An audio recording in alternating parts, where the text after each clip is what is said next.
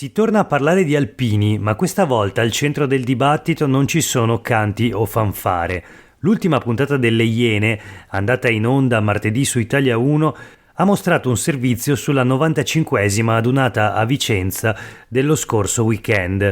Un reportage per il quale la giornalista Alice Martinelli e una sua amica si sono filmate a passeggio per le vie della città. Un tragitto segnato da 453 apprezzamenti, si legge nella descrizione del video, quasi 200 catcalling, 116 foto scattate di nascosto, ma vediamo quanti di questi uomini, tra virgolette, hanno il coraggio di fare gli stessi apprezzamenti alle loro madri, sorelle, mogli e figlie.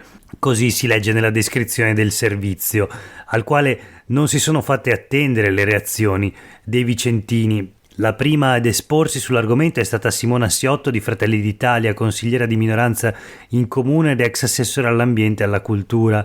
La trasmissione poteva decidere di raccontare l'allegria, la festa, il senso di comunità, la coerenza, la determinazione, e invece no, ha deciso di raccontare le testimonianze di presunti episodi maschilisti, di presunte molestie. Da vicentina prendo le distanze da questo racconto a senso unico.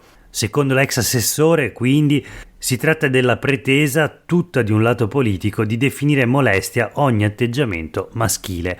Questo è Sveglia Veneto, il primo podcast dedicato all'informazione vista da Nord-Est. Io sono Jack Calcetto, oggi è giovedì 16 maggio 2024, la prima notizia del giorno riguarda il servizio delle Iene sulla dunata, molestie verbali alle inviate, leggiamo sul Corriere del Veneto di oggi.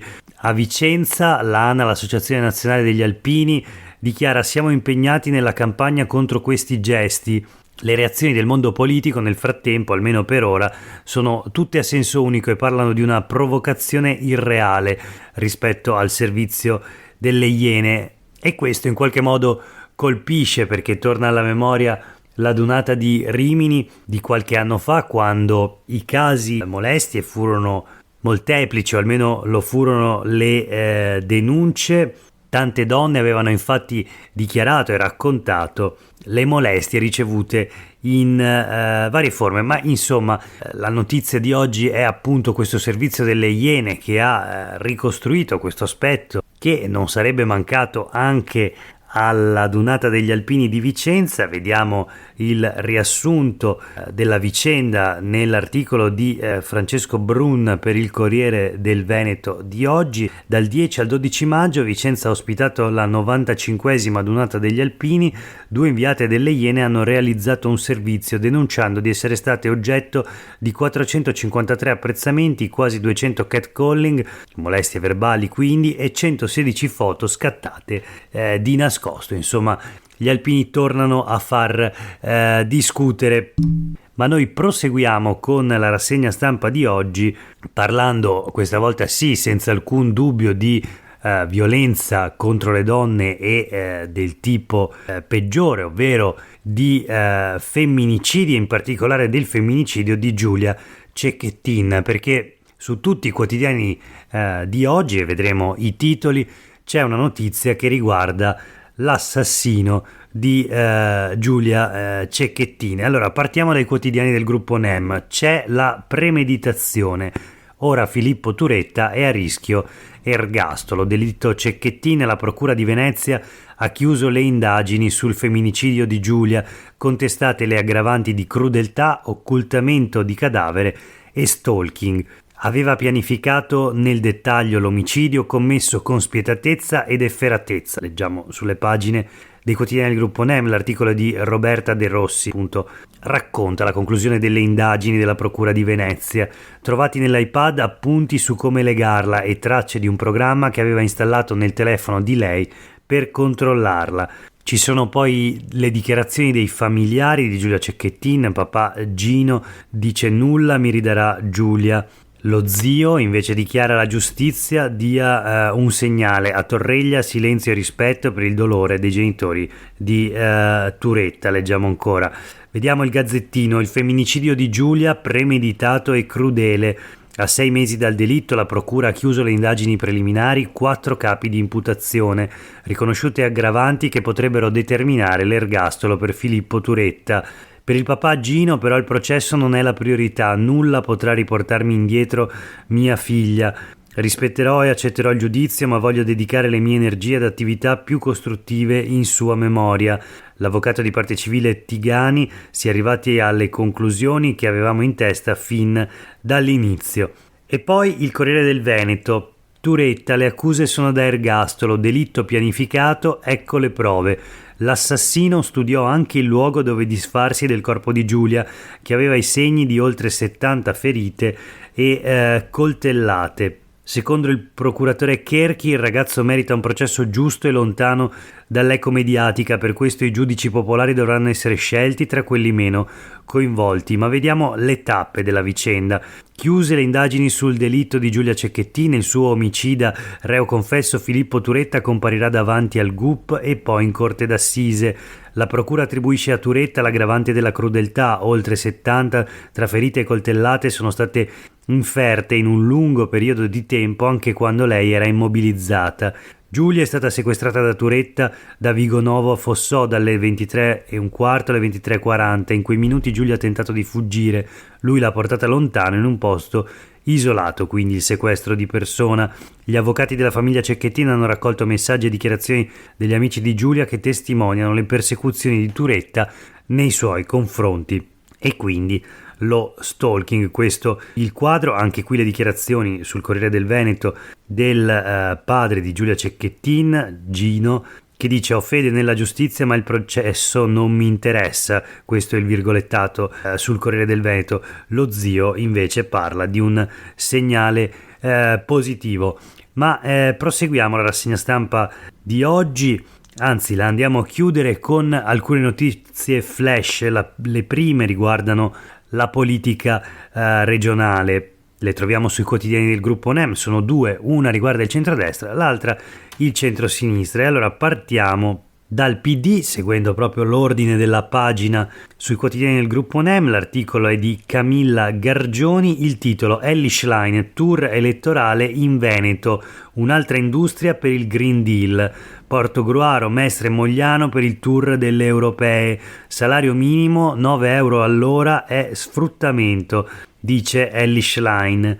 E poi l'altra notizia che riguarda il centrodestra invece, Enrico Ferro, il giornalista che firma questo articolo. Gli Zaiani studiano il rilancio, noi fuori dalla coalizione. Villanova, siamo al 44%, nessun alleato può rischiare di non avere la maggioranza, ma Salvini minimizza, le spaccature nella Lega sono il sogno di molti commentatori. Qui si parla delle prossime future elezioni regionali, dove gli Zaiani, quindi fedelissimi del presidente Luca Zaia e forse lui stesso, studiano a quanto pare l'imboscata. Matteo Salvini archiva Luca Zaia e già in Veneto c'è chi progetta una vendetta, ovvero quella di correre alle elezioni con una lista fuori dalla coalizione di centrodestra. Vedremo se questo scenario potrà concretizzarsi veramente nei prossimi mesi. Ricordiamo, le elezioni sono previste nell'autunno 2025, ci sono ancora tantissimi mesi, quindi perché si sviluppi il dibattito interno alla Lega o forse in qualche modo esterno, da quanto leggiamo oggi in questo articolo di Enrico Ferro, esterno nel senso che si creerebbe una spaccatura con una fuoriuscita della componente di Luca Zaia, ma per ora forse è fantapolitica o comunque si tratta di ipotesi. Quello che è certo invece, e qui cambiamo completamente argomento, è che resterà a Belluno l'archivio del Vajont, perché c'è stato un dietrofront completo del Ministero in sole 24 ore dopo la risposta data all'interrogazione della deputata PD Rachele Scarpa. Vediamo il Corriere del Veneto: a Belluno l'archivio del Vajont, il dietrofront del Ministero, memoria e storia dei Veneti. Zaia commenta: giusto così.